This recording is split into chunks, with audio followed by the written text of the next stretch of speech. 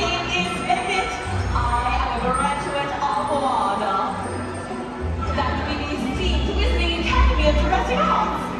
I'm not quite sure whether everyone's gone off, but that would be my fellow performers now. Come, introduce yourselves, Virginia.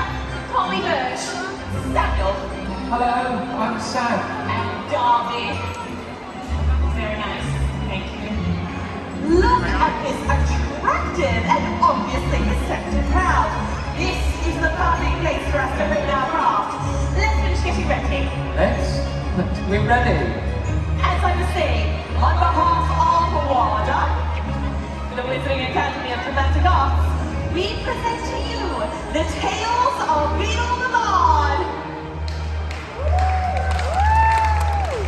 We are a group of classically trained performers and puppeteers constantly looking to perfect our artistry. You certainly don't do it for the money. Absolutely not. We do not accept payment. This is about art.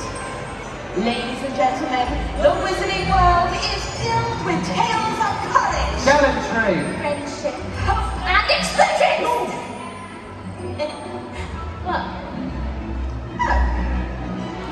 I meant love. And some of the most famous of those tales come from a man who lived over 500 years ago. His name was Beedle the Bard, and he had one of the most luxuriant beards.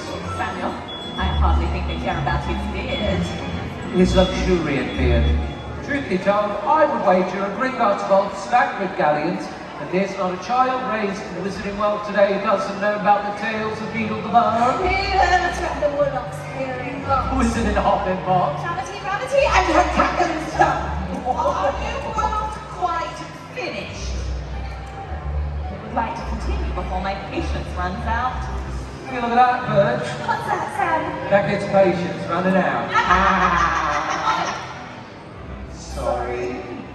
Let's do what we came here to do. What's up? Right. Theatre. Places. Well, what story are we telling? Got it.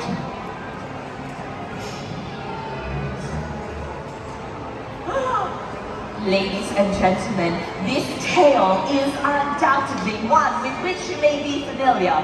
It concerns the fortunes of three brothers. Wait! What is it now? Can I play one of the brothers? I never get to do it. I'm always, you know... You could be the second brother, but be careful. I'm always careful. My fellow witches and wizards, everyone ready? We now present to you the tale of the three brothers.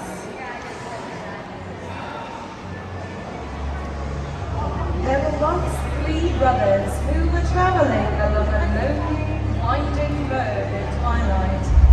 In time, the brothers reached a river too treacherous to cross, but being learned in the magical arts, they simply waved their wands and made a bridge.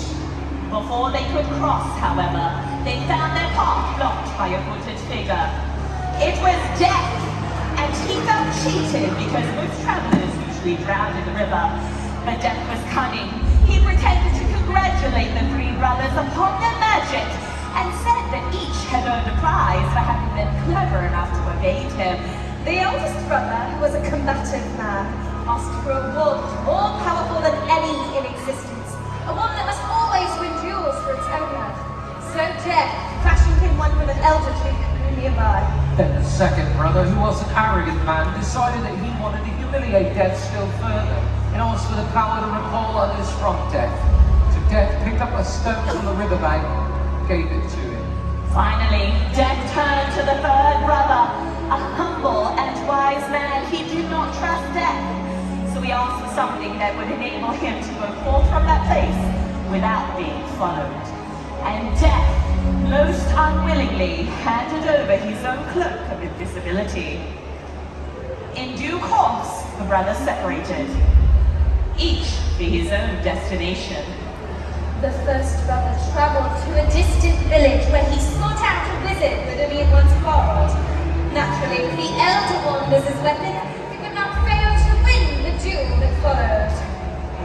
Leaving his enemy upon the floor, the oldest brother proceeded to an inn, where he boasted loudly of the powerful one he had snatched from death himself, and how made him invincible. That very night, another visit crept upon the eldest brother as he lay upon his bed, whereupon he stole the wand, and with it, the brother's life. So Death took the first brother for his own. Meanwhile, the second brother took the stone that had the power to recall the dead and turned it thrice in hand. To his amazement and his delight, the figure of the girl he had once hoped to marry before her untimely death appeared at once before him. Yet soon she turned sad and cold, for she did not belong in the mortal world. Driven mad with hopeless longing, the second brother took his own life, so as truly to join her. And so Death took the second brother for his own. As for the third brother, Death searched for many years, but he was never able to find him. It was only when he had attained a great age that the youngest brother shed his cloak of invisibility and gave it to his son.